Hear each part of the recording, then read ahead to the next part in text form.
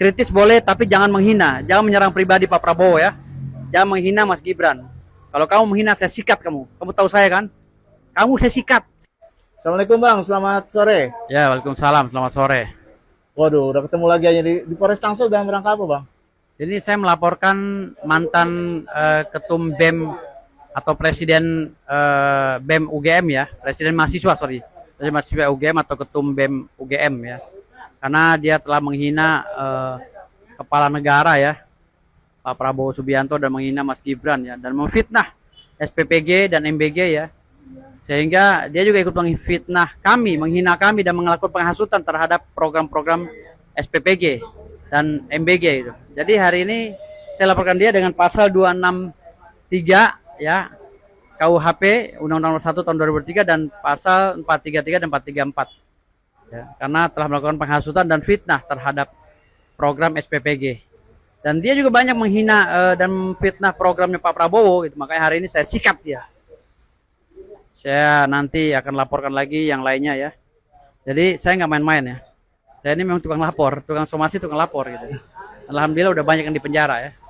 Hari ini banyak juga orang yang setelah diproses di Polres dan Polda atas laporan saya.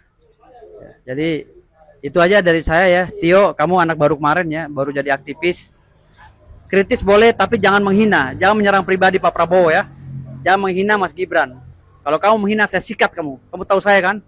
Kamu saya sikat. Saya juga mahasiswa, sama kayak kamu ya. Saya sampai sekarang masih kuliah dan menjadi mahasiswa. Tapi tolong jaga adab kamu ya sebagai mahasiswa. Jangan memalukan UGM. Makasih. Oke, makasih Bang. Pemirsa, mantan Ketua BEM Universitas Gadjah Mada periode 2025, Tio Ardianto, menjadi sorotan karena menemukan alat pelacak di mobilnya. Ini ya? Iya, betul. Wah. Teman-teman sekalian, bisa dilihat, ini adalah alat pelacak yang namanya PBX Finder. Saya tahu ini karena muncul di notifikasi ponsel saya.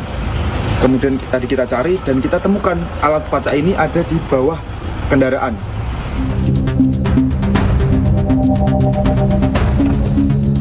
Video yang diunggah mantan Ketua BEM Universitas Gadjah Mada periode 2025, Tio Ardianto, viral di media sosial. Dalam video itu, Tio memperlihatkan terdapat benda hitam yang menempel pada rangka bawah kendaraannya yang diketahui PBX Finder. Tio mencari alat tersebut usai muncul notifikasi bahwa ada PBX Finder yang bergerak bersamanya. Diketahui PBX Finder ialah GPS mobil untuk rental mobil yang berfungsi memantau lokasi real time guna mencegah pencurian dan terkait aturan batas wilayah.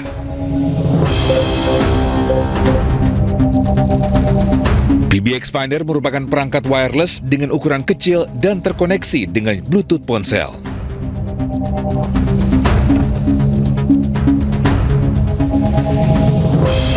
PBX Finder merupakan kategori GPS portable, memiliki kartu GSM dan deviasi jarak di radius kurang lebih 5 hingga 20 meter dan memiliki kekuatan baterai hingga 30 hari.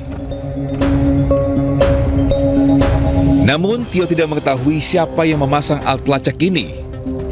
Meskipun terdeteksi oleh Bluetooth, tetapi Tio cukup kesulitan menemukan alat ini. Tio menduga pemasangan alat pelacak ini usai dirinya vokal menyuarakan kritik dan memimpin aksi demonstrasi bertajuk Gejalan Memanggil di Yogyakarta beberapa waktu lalu.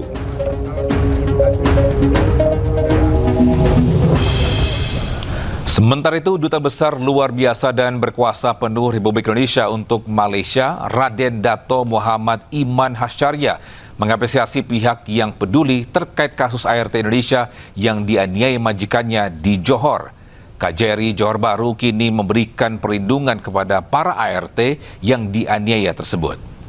Pertama, saya ingin ucapkan terima kasih terhadap kepedulian dan respons cepat dari teman-teman semua dalam menyampaikan notifikasi kepada KBRI Kuala Lumpur dan KJRI Johor Bahru, sehingga hal ini dapat langsung menjadi perhatian kami. Kedua, dapat kami sampaikan bahwa kasus ini telah menjadi perhatian dan langsung ditindaklanjuti oleh rekan-rekan di KJRI Johor Bahru. ketika mendapat laporan pengaduan pada tanggal 13 Juni dari WNI yang menjadi korban. Kita beralih ke informasi lainnya, pemirsa. Mahasiswa dari berbagai kampus berunjuk rasa di sejumlah titik di Jakarta. Mereka serukan perbaikan ekonomi nasional.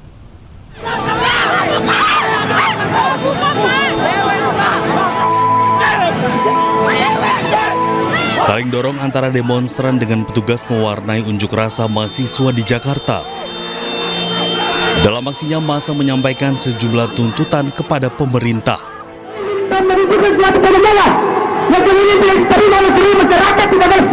Demonstran sampaikan tuntutannya dengan berorasi di atas mobil gunakan pengeras suara. Unjuk rasa mahasiswa juga digelar di kawasan Semanggi. Petugas pengamanan disiagakan untuk mengawal aksi mahasiswa ini.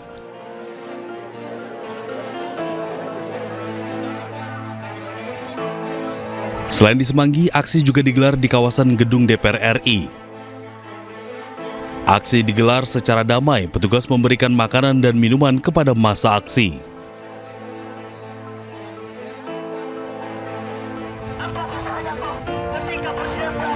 Massa aksi juga digelar di kantor Badan Gizi Nasional. Dalam aksinya, massa membawa sejumlah atribut.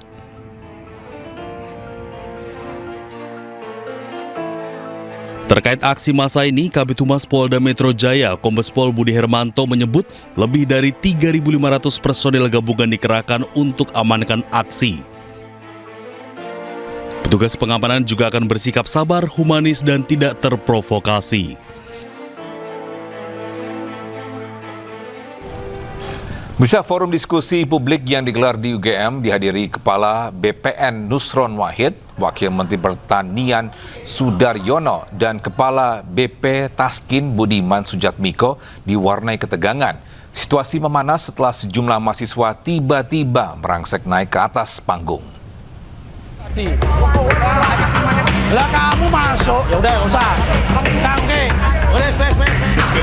Suasana diskusi di Atrium Joglo Gelanggang Inovasi dan Kreativitas Universitas Gadjah Mada memanas. Acara itu dihadiri oleh 3 anggota Kabinet Merah Putih, yakni Menteri ATR BPN Nusron Wahid, Wakil Menteri Pertanian Sudaryono, dan Kepala BP Taskin Budiman Sujatmiko. Dalam diskusi itu, sejumlah mahasiswa menyampaikan kritik terkait isu pertanahan, dugaan penggusuran, kenaikan harga BBM non-subsidi, hingga sejumlah permasalahan yang terjadi di tanah air. Namun di tengah forum yang sudah berjalan sekitar 30-40 menit, tiba-tiba suasana memanas dan tidak kondusif, sehingga acara pun dibubarkan. Wakil Menteri Pertanian Sudaryono memberikan klarifikasi terkait insiden yang terjadi dalam diskusi tersebut. Menurutnya, sejak awal ia dan para narasumber membuka ruang seluas-luasnya bagi mahasiswa untuk bertanya maupun mengkritik kebijakan pemerintah. Saya, Pak Nusron, dan Pak Budiman, ya, hari ini kan kita mencoba untuk bisa berdialog dengan semua pihak, khususnya pihak kampus, dan kami datang ke UGM, ya, dan sudah direncanakan nama, kemudian juga kita sudah izin dengan pihak UGM-nya, pihak berwenangnya, dan ini bukan event yang pertama. Kemudian ya kita jelaskan, intinya adalah kami bertiga hadir untuk secara demokratis kita berdiskusi. Ditanya apa aja nggak ada masalah. Kita ditanya apa aja nggak ada masalah. Dihadiri kayak apa aja kita oke, nggak ada masalah. Jadi kita udah jalan bagus, kemudian ya ada diskusi di situ gitu. Nah kemudian ada sekelompok orang kemudian mengganggu dan tidak menginginkan adanya dialog itu. Para narasumber juga menyampaikan permohonan maaf kepada mahasiswa yang hadir dengan niat berdiskusi namun tidak dapat mengikuti forum secara optimal akibat situasi yang terjadi. Tim Liputan iNews melaporkan. Pemirsa, Wakil Presiden Gibran Rakabuming Raka mengundang 15 perwakilan mahasiswa untuk berdialog di Istana Wapres. Mahasiswa mengaku mereka telah menyampaikan semua tuntutan dan aspirasi kepada pemerintah.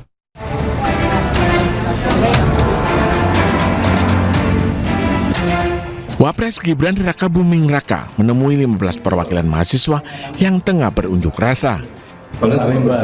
Iya, sebagian. Oke. Maaf ya, nanti sampaikan salam sama yang di luar ya. Nggak bisa masuk semua.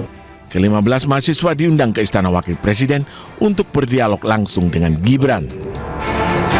Ke-15 mahasiswa yang diundang Wapres diantaranya dari Universitas Bung Karno, Universitas Muhammad Husni Tamrin, dan Universitas Terbuka. Apa yang sudah dibangun itu ya kita rawat bersama. Saya sadar bahwa masih banyak minus-minusnya, kekurangannya banyak. Yang ini yang harus kita perbaiki bersama. Setelah hampir 2 jam pertemuan, akhirnya selesai.